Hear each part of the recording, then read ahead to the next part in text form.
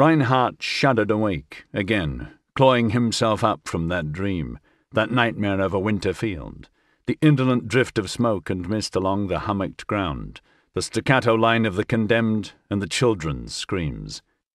He rolled his feet to the floor, sitting slumped on the side of the bed, with his head in his hands, and listened to the calls to prayer sounding in ones and twos from the minarets as the sun rose across the Milyatska valley.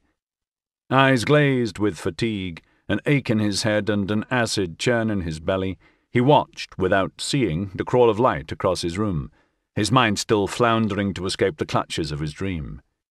He jerked as he smelled smoke, an acrid sting of memory, and blinked it back. Only a memory, but another sign of the inside, leaking out more and more into his waking world. He wondered if he was going mad. With trembling hands he lit a cigarette. His head swiveled to the side as he drew deeply, then tilted back as he exhaled through puffed cheeks, his eyes closed, the hangover beginning to bite. The smoke swelled up above him, rising, dissipating. Reinhardt watched it for a moment, then let his head sag over his fingers, curled like a cage around the cigarette.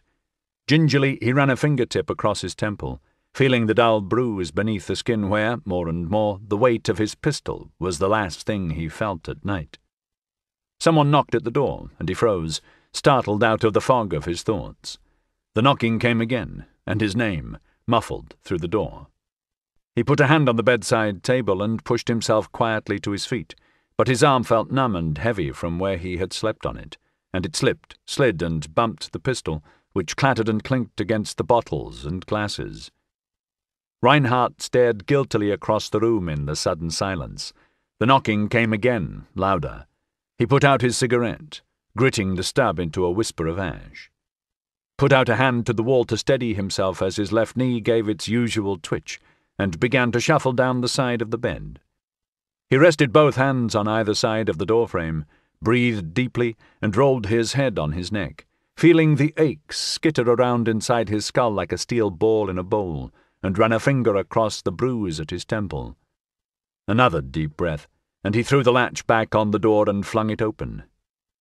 A soldier stood in the hallway outside, a fist raised to hammer the door again.